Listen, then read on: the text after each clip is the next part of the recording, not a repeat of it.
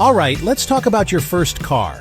This is a massive moment in your life, a true milestone you'll remember forever. It's not just about getting from A to B, it's about freedom. It's about late-night drives with friends. It's about hauling your stuff to a new apartment, and maybe even that first fender bender, a lesson learned. The car you choose is incredibly important. You're not just buying a machine, you're buying a companion. It's the vehicle that will teach you about responsibility, maintenance, and the pure joy of hitting the open road with your own set of keys. Now, a lot of people think you need to spend a ton of money. That's not true. Today, I'm going to show you some truly fantastic vehicles you can get for under $5,000. That's right, $5,000. This isn't a budget for a rusty bucket of bolts. This is a budget for a reliable car, a safe car, and maybe even a quirky, interesting car. The trick is knowing what to look for. You need a car that won't leave you stranded on the side of the highway, one that won't cost a fortune to fix when something inevitably breaks, and one that has enough safety features to give you peace of mind. It's a delicate balance, but these cars manage to pull it off with surprising grace. The importance of this choice goes beyond just finances and reliability. Your first car shapes your perception of driving and ownership. If you end up with a complete lemon that's always in the shop, you might start to hate driving. But if you get something solid you can depend on, you'll build confidence behind the wheel. You'll learn basics of car care, like checking the oil and checking tire pressure. First up is a car that I absolutely love for its sheer absurdity and unwavering toughness. The Ford Crown Victoria. Yes, the police car, the taxi cab, the choice of government fleets everywhere. And there's a very good reason for that. These things are virtually indestructible. For under $5,000, you're not just buying a car, you're buying a piece of American automotive history. They were built on a body-on-frame platform, which is the same way trucks are built. This makes them incredibly durable and surprisingly simple to work on. They are big, comfortable, and have a certain presence on the road that no little compact can match. Let's talk about reliability and maintenance. The Crown Vic is powered by Ford's 4.6-liter V8 engine, Mustang's F-150s other vehicles. It's not particularly powerful or efficient, but it is known for being incredibly long-lasting. Parts are dirt cheap and widely available, and just about any mechanic in North America knows how to work on one. When something goes wrong, and on any car this age it will, you won't be facing a four-figure repair bill for some obscure European part. The running costs are predictable, even if the fuel economy is, shall we say, less than stellar. Safety is a big one for new drivers, and the Crown Victoria is surprisingly decent here, mostly due to its sheer size and mass. You're driving a tank. In a collision with a smaller modern car, the laws of physics are very much on your side. For a new driver who might be a bit nervous in traffic, the commanding view of the road and the feeling of being in a substantial vehicle can be very confidence-inspiring. If the Crown Victoria is the quirky, fun choice, then the Toyota Camry is the polar opposite. It is the undisputed champion of sensible, rational, and utterly dependable transportation. There is a reason you see so many of these on the road, even 2 decades after they were built. These cars were engineered with one primary mission: to run forever with minimal fuss. For a first-time car buyer who just wants a car that starts every single morning without any drama, the 2002 to 2006 Camry is arguably one of the best choices you can possibly make. It is the definition of a worry-free appliance, and sometimes that's exactly what you need. The reliability of this generation of Camry is legendary. Both the standard 4-cylinder engine and the optional V6 are known for easily exceeding 200,000 miles with just basic maintenance. These are not exciting engines, but they are smooth, quiet, and incredibly durable. As long as the previous owner performed regular oil changes, you are looking at a powertrain that will likely outlast many other parts of the car. Maintenance costs are also exceptionally low. Parts are everywhere, they are inexpensive, and the simple design means labor costs are minimal.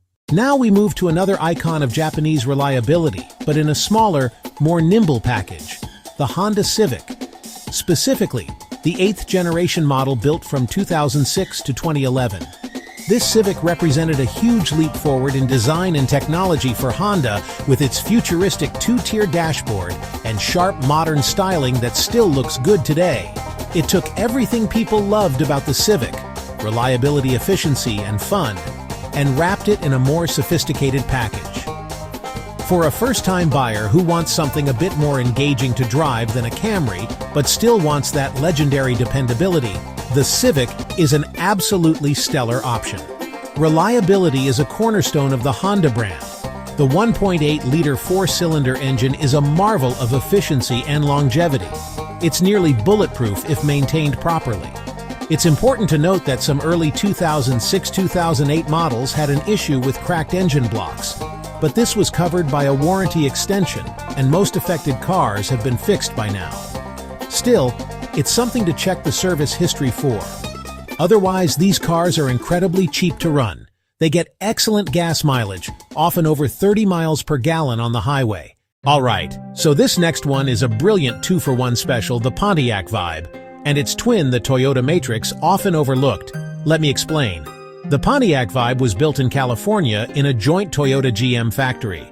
Underneath its Pontiac skin, it's almost entirely a Toyota engine.